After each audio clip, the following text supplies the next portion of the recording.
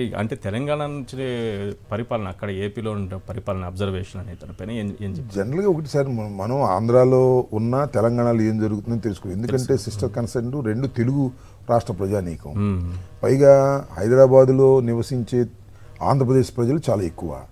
రెండు పరస్పరం చర్చించుకుంటుంటారు, మాట్లాడుకుంటుంటారు, వాతావరణాన్ని తెలుసుకుంటూ ఉంటారు అనేది. కానీ ఎల్లో మీడియాలో అసలు ఏదో జరిగిపోతుంది, ఆంధ్రప్రదేశ్లో చాలా ఘోరంగా జరిగిపోతుంది, మానవ హక్కుల ఉల్లంఘన జరిగిపోతుంది, విధ్వంసం జరిగిపోతుంది, రౌడీయిజం పెరిగిపోయింది, ఎక్కడ అభివృద్ధి అన్న మాట లేదు, సంక్షేమం పేరుతో దోచుకుంటున్నారు, ఈ రకమైనటువంటి పత్రికల్లో వస్తున్నటువంటి వార్తలు సరే ఆంధ్రప్రదేశ్లో ఉన్న వాళ్ళు కళ్ళతో చూస్తారు, తెలంగాణలో కొంత ఆ ఇంపాక్ట్ ఉంటుందా? అసలు ఏంటి, ప్రజలు విశ్వసించే అవకాశం ఉందా? ఈ రకమైన దాడిని ఎందుకు సైలెంట్గా భరిస్తున్నారు మీరు? నేను ఒక్క మాట చెప్తాను ఈశ్వర్ గారు, మీకు ప్రెస్ తెలుగుదేశం వాళ్ళకు కూడా చెప్పదలుచుకున్నా. తెలుగుదేశం పార్టీకి పట్టిన శనులు రెండు, ఒకటి ఎల్లో మీడియా, రెండు లోకేష్. వీళ్ళిద్దరూ తెలుగుదేశాన్ని సర్వనాశనం చేస్తున్నారు. ఎల్లో మీడియా బలం కదా చంద్రబాబు? చాలా పెద్ద బలహీనత సార్, తుస్సుమంటది. అన్ని వాళ్ళు పొరపాటు నిజం చెప్పినా నమ్మలేని స్థాయికి వెళ్ళిపోయారు. నాకు బాధ ఏంటంటే ఈనాడికి కొంత స్టాండర్డ్స్ ఉంటాయని నమ్మేవాడిని పూర్వం.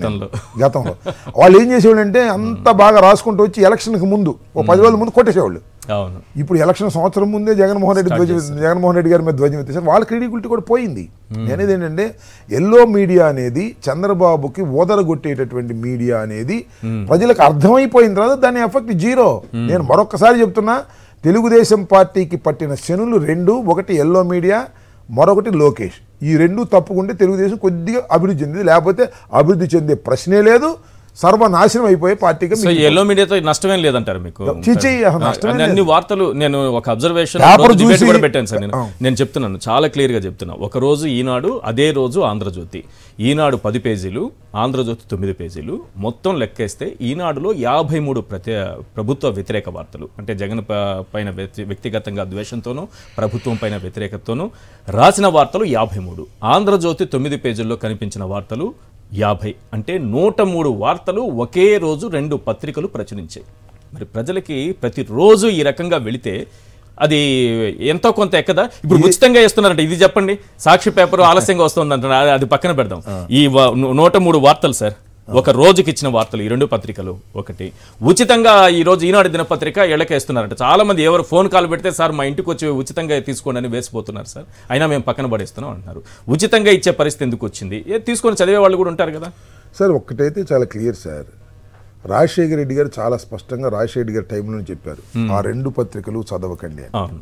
ఆ రోజున స్టార్ట్ అయింది. ఆ 2 పత్రికలకి ఇవాళ ఉంది. ఇంకా జగన్మోహన్ రెడ్డి గారు వచ్చిన తర్వాత దీనికి ఎల్లో మీడియా అని పేరు కూడా పెట్టేసి దీంతో పాటు ఈనాడు, ఈటీవీ, ఏబిఎన్, టీవీ5 కూడా జాయిన్ చేశారు. ఇదంతా కూడా వాళ్ళ బలంగా వాళ్ళు భావించి వాళ్ళు ఇష్టం వచ్చినట్టు వార్తలు రాసుకుంటారు. దుష్ట చతుష్టయం ప్రజల్లోకి సింపుల్ గా దీన్ని ప్రజలు ఒకసారి నమ్ముతారు సార్, 2 సార్లు నమ్ముతారు. రోజు ఎందుకు నమ్ముతారు? ఇప్పుడు నా మీద ఏదైనా వ్యతిరేకత రాశారనుకోండి నా కాన్స్టిట్యున్సీలో, ఏ పేపర్ అయ్యా, జ్యోతి ఈనాడా అంటారు, అలా అటగా రాస్తారు అంటారు. అలా అలవాటు అయిపోయినటువంటి పరిస్థితి. కాబట్టి దాన్ని ఏమి ప్రజలు నమ్మటం, ఓటర్ల మీద తీవ్రమైన ప్రభావం చూపడం అనేది జరగదు. ఓటర్ల మీద తీవ్రమైన ప్రభావం చూపితే రాజశేఖర్ గారు రెండోసారి ముఖ్యమంత్రి అయ్యేవాళ్ళు కాదు. ఈనాడు, ఆంధ్రజ్యోతి అప్పుడు సాక్షి ఎర్లీ స్టేజ్లో ఉంది. అవును, అసలు సాక్షి రావడానికి కారణం రాజశేఖర రెడ్డి గారు ఆ తలంపు తలపడానికి కారణం కూడా ఈనాడు, ఆంధ్రజ్యోతే. వాళ్ళ మీడియా ప్రభావాన్ని దెబ్బతీయడం కోసం మన వార్తను తీసుకెళ్ళి, లేకపోతే లేదు కదా. సాక్షిలో వార్త లేకపోతే ఇప్పుడు నిన్న ఏదో సర్వే వచ్చింది, సీ వాటర్ సర్వే, అది అద్భుతం, అమోఘం అని వాళ్ళు రాస్తున్నారు. సీ వాటర్ సర్వే నిజ స్వరూపాన్ని సాక్షిలో వాళ్ళు స్పష్టంగా చెప్పారు. పలానా పోయినసారి 2014లో చెప్పినప్పుడు ఏమైంది, అంతకుముందు చెప్పినప్పుడు ఏమైంది, ఎప్పుడు కూడా ఫాల్స్ గా చేస్తున్నారు. వాళ్ళు తెలుగుదేశానికి అనుకూలంగా చేసేటటువంటి ఒక సంస్థ అనేది క్లియర్గా ఎస్టాబ్లిష్ అయింది. అది సాక్షి లేకపోతే ఎక్కడ ఎస్టాబ్లిష్ అయింది? ఈనాడు ఫ్రంట్ పేరు రాసేది చేస్తారు, ఈనాడు, ఆంధ్రజ్యోతి. సో సార్ నేను ఒక మాట చెప్తున్నా, మీడియా ప్రభావం వలన సార్ 100 గొంతులు ఇటువైపు వ్యతిరేకంగా ఒక కోరస్ లాగా చెప్తూ ఉంటే ఇక్కడ నుంచి ఒక వాయిస్ ఎంత గట్టిగా వినిపిస్తుంది? వీరుడు వాయిస్ రాదు అనుకుంటారు, అంతే సింపుల్. రివర్స్ అయింది. హీరో తత్వం సార్ అది. మొన్న నాకు చాలా బాగా నచ్చింది, సీఎం గారు చెప్పాడు, ఇంతమంది కలిశారు, ఇక్కడ ఉంది ఇట్లా అన్నాడు, అంతే. ఆయన పేరు కూడా చెప్పలేదు. ఒక్క వ్యక్తి ఇంతమందిని ఎదుర్కొంటున్నాడు. నెంబర్ 1, ఒక వ్యక్తి మీద ఇంతమంది కలవవలసిన అవసరం ఏంటి? What is the logic? ఎందుకు కలవాలి? చంద్రబాబు, బీజేపీ లేదా పవన్ కళ్యాణ్ ఎందుకు కలవాలని తాపత్రయపడుతున్నారు అంటే హౌ స్ట్రాంగ్ హీ ఈజ్. రాజు బలవంతుడైతే శత్రువులంతా ఏకమవుతారని చాణక్యుడు చెప్పింది. అదే జరుగుతుంది సార్. ఇద్దరు కలిస్తే లాజిక్ లేకపోతే యాక్సెప్ట్ చేయరు, ఏదో ఒక సిద్ధాంతం ఉండాలి అంతే తప్ప నేను జగన్మోహన్ రెడ్డిని ఓడించడం కోసమే నేను కలుస్తున్నా అంటే ఈ రాజకీయం ఏంటి? ఈ రోజు నాగబాబు గారు మాట్లాడారు, గతంలో పవన్ కళ్యాణ్ మాట్లాడారు, ఈ రోజు నాగబాబు అయితే చాలా క్లియర్గా మాట్లాడారు. మాకు సీటు షేరింగ్ కానీ లేకపోతే పవన్ కళ్యాణ్ ముఖ్యమంత్రి అని కానీ డిప్యూటీ అని కానీ ఇది కాదు మా అవసరం, జగన్మోహన్ రెడ్డిని అధికారంలో నుంచి దించాలి. ఎందుకు దించాలి? నా పాయింట్, ఎందుకు దించాలి? కారణం ఏంటి? నువ్వు చంద్రబాబుకి ఎందుకు ఎక్కించాలి గద్దెని? ఇక్కడ ఏంటి వాళ్ళ ఉద్దేశం ఏంటి? నాగబాబు లేదా పవన్ కళ్యాణ్ ఉద్దేశం ఏంటి? జగన్మోహన్ రెడ్డి గారిని అధికారం నుంచి దించేయాలి అంటే చంద్రబాబుని అధికారంలోకి ఎక్కించాలి. అది లేదు, చంద్రబాబుని అధికారంలోకి ఎక్కించాలి అనుకుంటున్నారు. ఎందుకు ఎక్కించాలి? What is the reason behind that? ఏ చంద్రబాబు నాయుడు గారు అంత గొప్పగా పరిపాలన చేశాడా? 14 త్యాగం చేస్తున్నారు చంద్రబాబు కోసం పవన్ కళ్యాణ్. ఎందుకు త్యాగం చేయాలన్నా? ఎందుకు త్యాగం చేయాలి? త్యాగం చేయడం కోసమే పుట్టిన రాజకీయ పక్షమని మొట్టమొదటి చెప్తున్నాం మేము. అసలు మీకు రాజకీయాలు తెలియవు. మీ కుక్కదోక పట్టుకుని గోదావరి ఇదినట్టుగా కాపు సామాజిక వర్గం మనోడు అని బాగా గోక్కుని కుక్కదోక పట్టుకుని గోదావరి డామును పడుతున్నారు. ఏమిటిది అన్యాయం? నాకు అర్థం కాలేదు. రాజకీయాలు ఇది మోసం అంటాను. మొన్నటిదాకా ఏమన్నారు? సీఎం ఎవరు సీఎం? పవన్ కళ్యాణ్ సీఎం అన్నారు. చాలా మంది యువకులు. ఎంత ఓట్ షేర్ ఎంత అయింది? 7, 6, ఇప్పుడు 2, 3 అయిపోయింది. ఎట్లా అవుతాడు సీఎం? నువ్వు నిలబడితే కదా సీఎం అయ్యేది. నేను 175 సీట్లు పోటీ చేస్తున్నాను అంటే కదా నీకు ఓట్ షేర్ పెరిగేది. నేను 175 పోటీ చేయను, ఎవడో ఇస్తే దాన్ని ముష్టి తీసుకుని పోటీ చేస్తానంటే నీకు ఎందుకు పెరగాలి? ఎందుకు రావాలి? మినిమం పొలిటికల్ కామన్ సెన్స్ లేకపోతే ఇలా ఉంటుంది.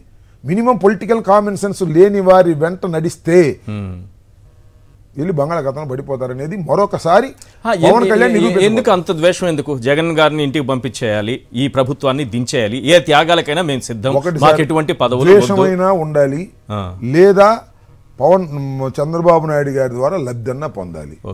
నేను ఆరోపణ చేస్తున్నట్టుగా చంద్రబాబు నాయుడు గారి ద్వారా క్యాష్ లబ్ధి పొందుతున్నటువంటి వ్యక్తులు వీళ్ళు.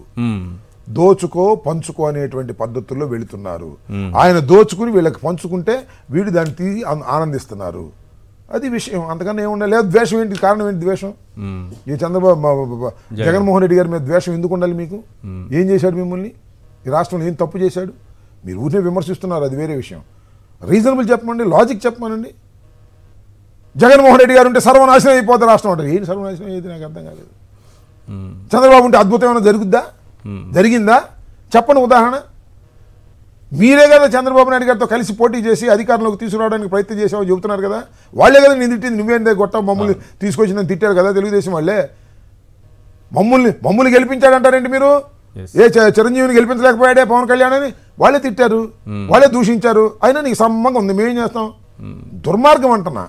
రాజకీయాల్లో అమ్ముడు పోయే తత్వం ఉన్నటువంటి నాయకుడి వెంట కార్యకర్తలు కానీ కులపు వాళ్ళు కానీ ఎవరు వెళ్ళినా సర్వనాశనం అయిపోతారనేది మాత్రం దయచేసి గుర్తుపెట్టుకోమని మీ ద్వారా జనసేన కార్యకర్తలకు మనవి చేస్తున్నాం. తప్పిది అంటున్నా.